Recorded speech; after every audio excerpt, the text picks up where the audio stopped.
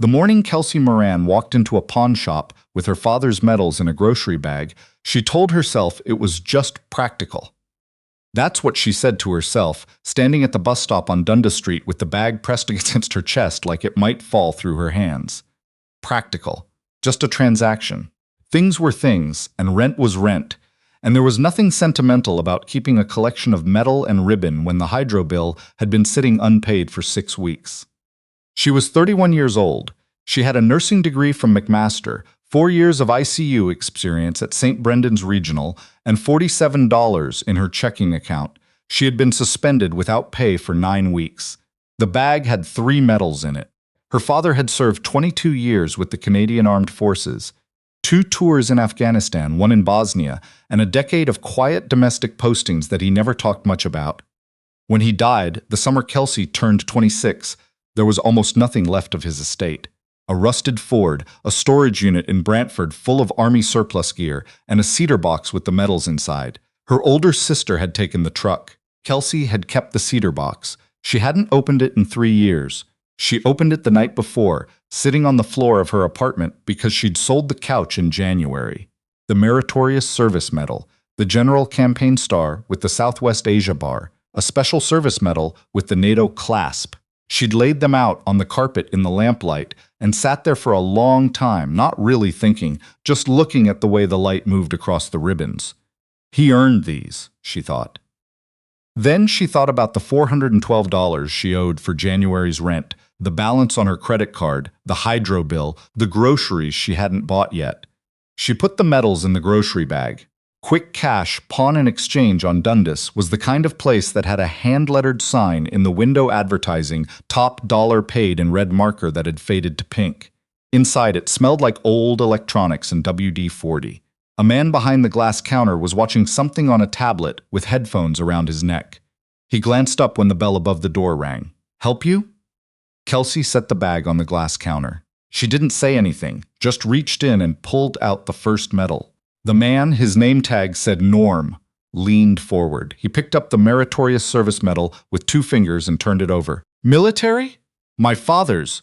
We don't get a lot of these." He set it down, reached for the next one. "They're not easy to sell, niche market. I could maybe give you." The bell above the door rang again.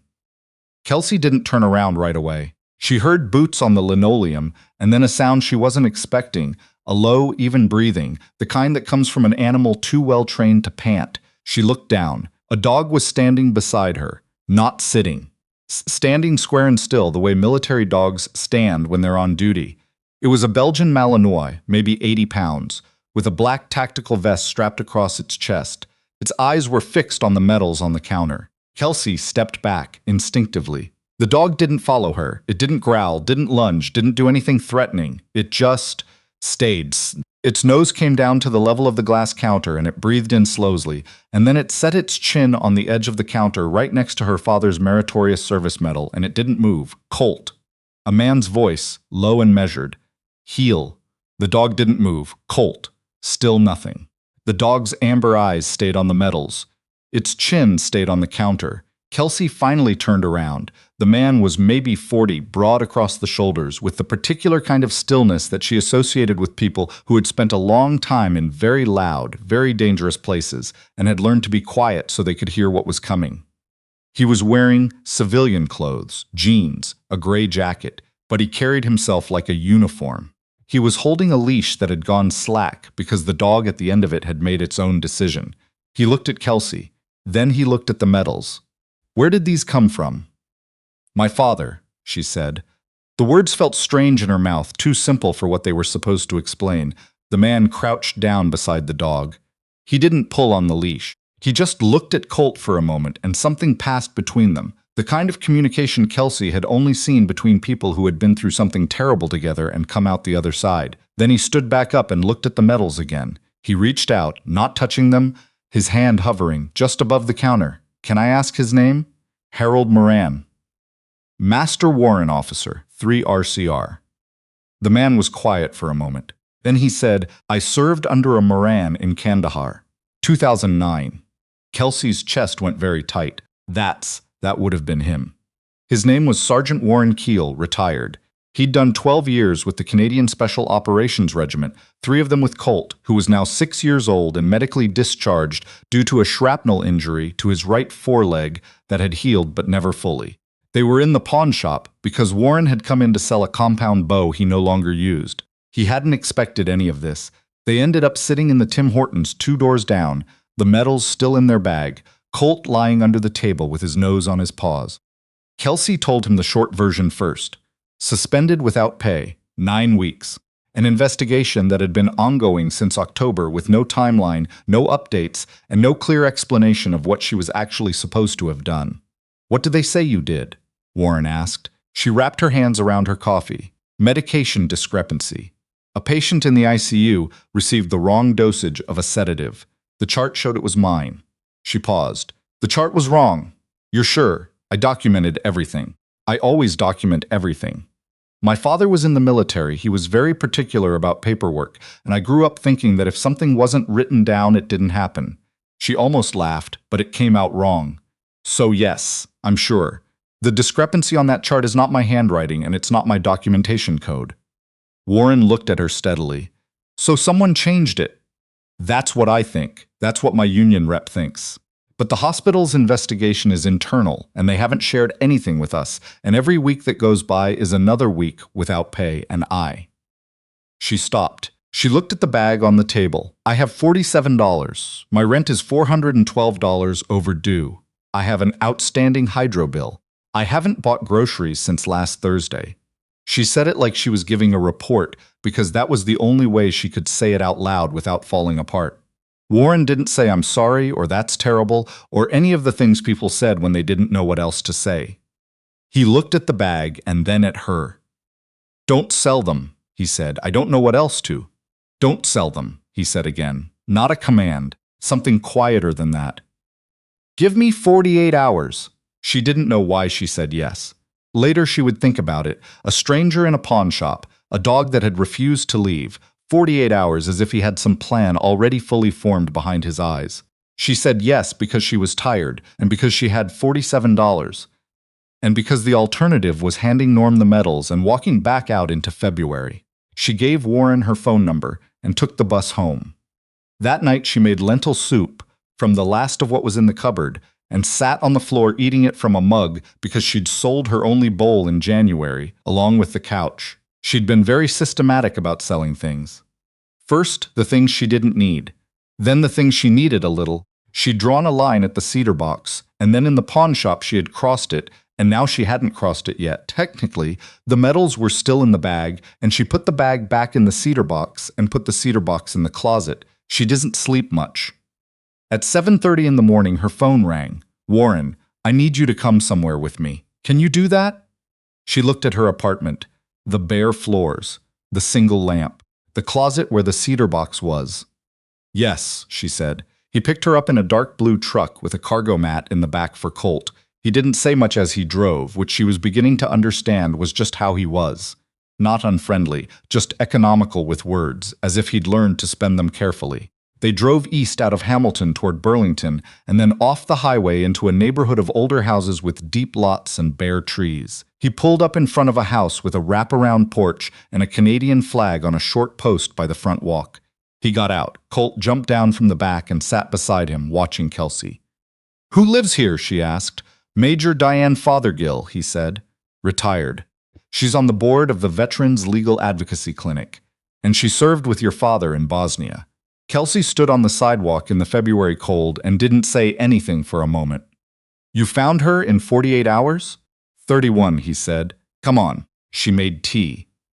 "Major Fothergill, call me Diane. For heaven's sake, I've been retired for 8 years, was a compact woman in her early 60s with short silver hair and the direct, unhurried manner of someone who had spent decades making decisions in bad situations and had learned that decisiveness was a kindness in itself. She sat across from Kelsey at her kitchen table with a legal pad and a pen. "Tell me everything," she said. "Not the short version. Everything." So Kelsey told her everything. She told her about October 14th, the night shift that had run long because 2 nurses had called in sick and the unit was short-staffed. She told her about patient 17 in Bay 3, the post-surgical case with the complex sedation protocol. The man whose name she couldn't share but whose chart she had checked 4 times that shift because she always checked complex protocols 4 times. She told her about the documentation she had filed, the nursing notes she had made, time-stamped to the minute the way she always did. She told her about being called into the nurse manager's office on October 21st and being told there was a discrepancy in the chart, that the sedative had been administered at 1.5 times the documented dosage, and that her documentation code appeared on the entry. Did the patient suffer harm? Diane asked. He was over-sedated for approximately 4 hours. He recovered fully. Kelsey's hands were flat on the table. But it should not have happened. Whoever changed that chart, whether it was a system error, whether someone deliberately altered the record, that patient was put at risk. And I'm the one sitting at home without pay while whoever actually did it is still on that floor. Diane wrote something on her legal pad. You said your documentation code appeared on the entry, not your handwriting. It's an electronic system.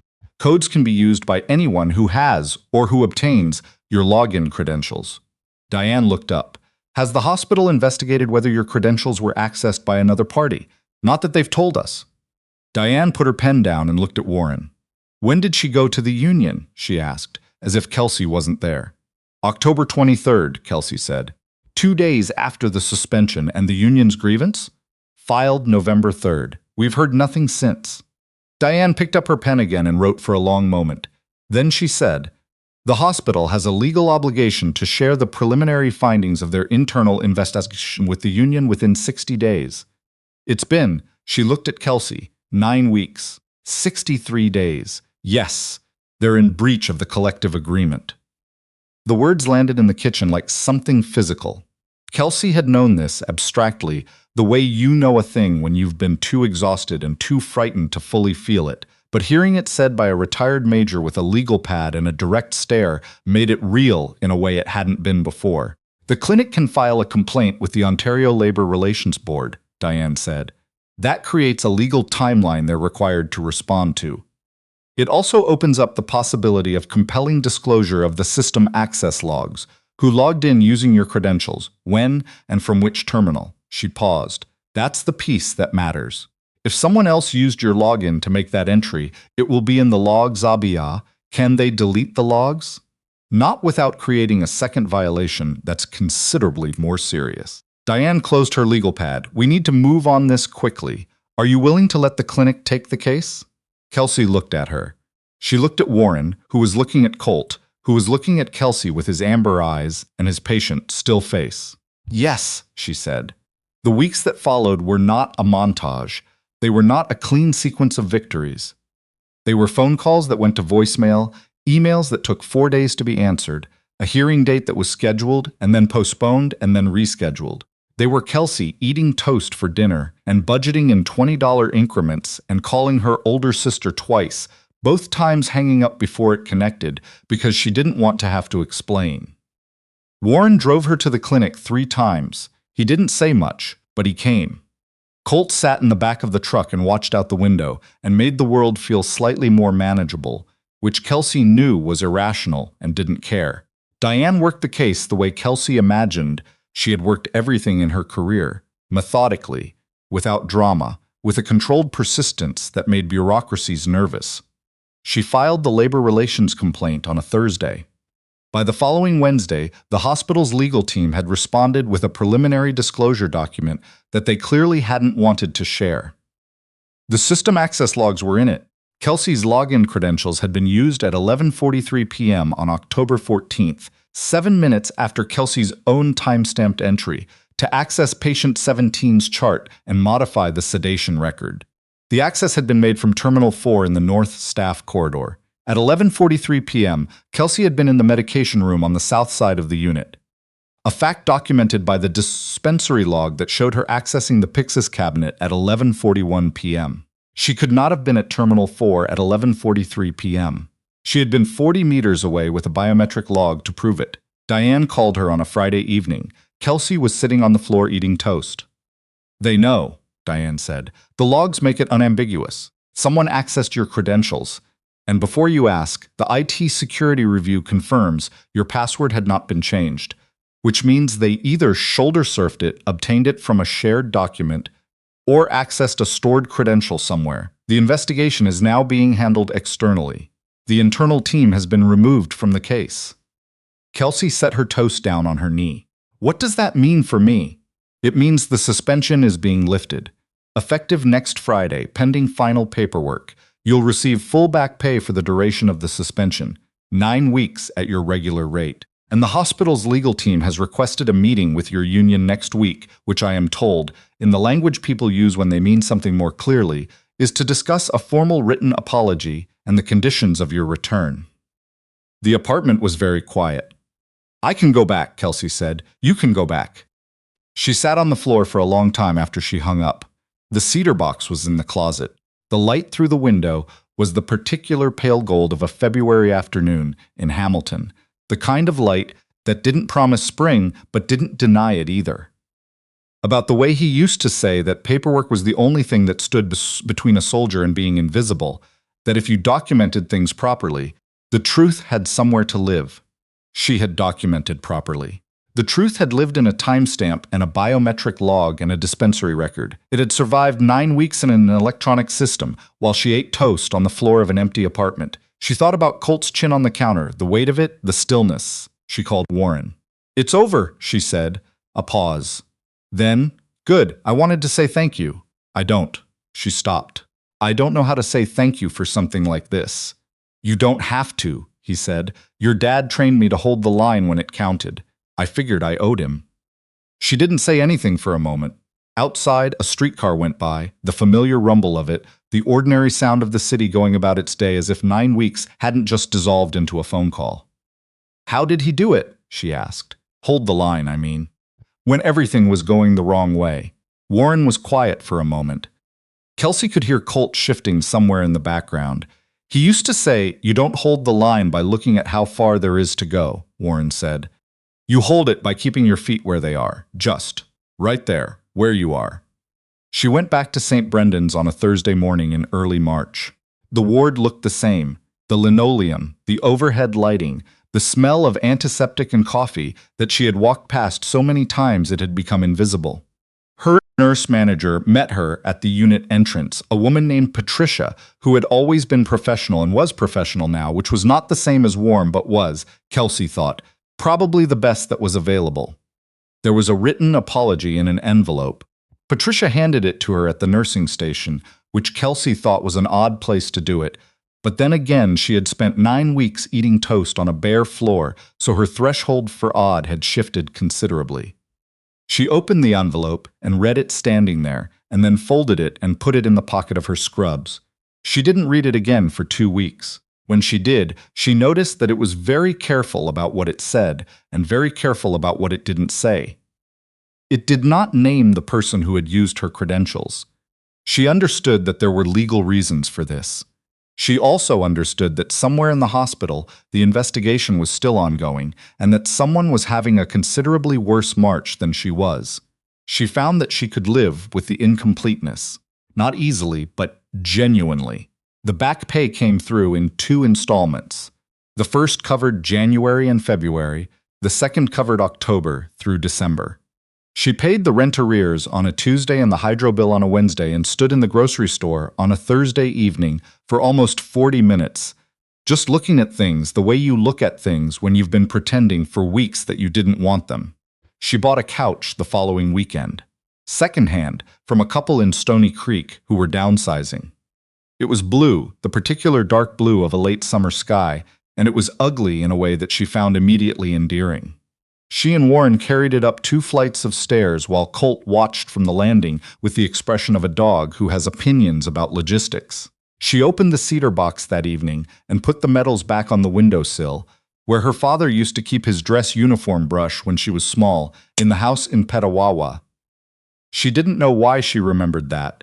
The brush, the windowsill, the smell of the kit polish. Memory was strange that way. It kept the things you didn't know you needed. She had thought, in the worst of it, that the hardest part was not knowing. Not knowing when it would end, or whether it would end in her favor, or what she was supposed to do with the time in between. She had managed by doing what she'd been trained to do: document, verify, account for everything. Keep the record accurate. Trust that if the record was accurate, the truth had somewhere to live.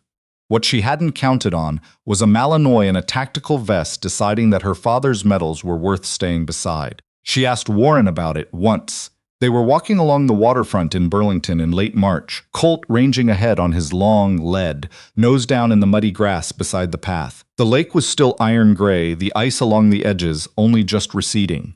The sky had the tentative quality of early Canadian spring, not quite committed yet, still thinking it over. Why did he do that? She asked. In the pawn shop. Why did he stay? Warren watched Colt for a moment. He can smell military gear, he said. The oils they use on the uniform, the metals. There's a particular combination of compounds that he associates with working. We used to do cash detection. He can identify it at remarkable range. Your father's metals were probably the most concentrated military scent object in a 3-block radius. He paused. That's the practical answer. What's the other answer? Warren looked at her. Something moved behind his eyes, the particular expression of someone who has learned to be careful with the things they mean most. I was in Kandahar in a situation that went sideways, he said. October 2009.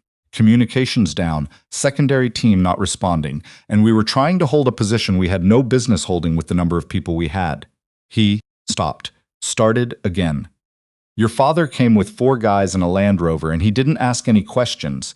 He just said, tell me where you need me, and he put his people exactly where they needed to be, and we held it. We got everyone out. Kelsey looked at the lake. He never told me that story. He wouldn't have. Warren's voice was even. That was Harold Moran. He did what needed doing and then he moved on. He didn't carry it around. She thought about the cedar box, about the medals on the windowsill, about a man who had spent 22 years doing what needed doing and not carrying it around, and what that meant for the people he had carried it for instead. He trained me, she said. Not intentionally. He was so particular about doing things right, writing things down, keeping the record accurate. I used to think it was just a military thing, a rigid thing. I didn't understand it was. She stopped. It was integrity. It was the thing that kept everything else from collapsing. Yes, Warren said. That's exactly what it was. Colt had come back to walk beside her now, his shoulder brushing her knee every few steps, the way dogs do when they have decided you're worth staying beside. She let him. The investigation at St. Brendan's concluded in May. Kelsey was not told the full details, and she did not ask for them. She was told that a former colleague, a nurse who had resigned in early November, 6 weeks into the investigation, citing personal reasons, had been identified as the source of the credential access. She was told that the matter had been referred to the Ontario College of Nurses for professional discipline review.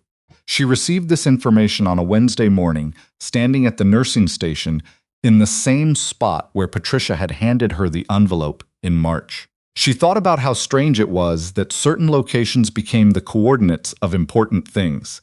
The nursing station, the pawn shop on Dundas, the kitchen table in Burlington, where Diane had written on her legal pad with the precision of someone who had learned that precision was a form of protection. She wrote a note that afternoon, a real note on paper, because her father had taught her that some things deserved to be written by hand. She addressed it to Warren Keel, and she wrote in it what she hadn't been able to say properly on the phone in February, what had been true the whole time but had taken months to put into words. He would have liked you, she wrote, not because of Kandahar, though I know he would have been glad about that, but because you saw what was worth staying beside, and you stayed. That's what he always said a person's character was. Not what they did when it was easy, but what they did when staying was the harder choice. Thank you for staying. She mailed it on her way home from the evening shift, dropping it in the red Canada Post box at the corner of Dundas and Bay. The air smelled like rain and exhaust and the particular alive smell of spring in the city, the smell of things coming back. She walked home in the dark, and the streetcar went by, and the city made its ordinary sounds, and somewhere in Burlington a retired Malinois was probably asleep on a cargo mat with his chin on his paws, dreaming whatever it is that dogs dream when they have done what they came to do. She had $47 the morning she walked into the pawn shop. She had her father's medals in a grocery bag and nowhere left to go. She walked out with them still in her hands, and that, she thought, was the beginning of the part of the story worth keeping.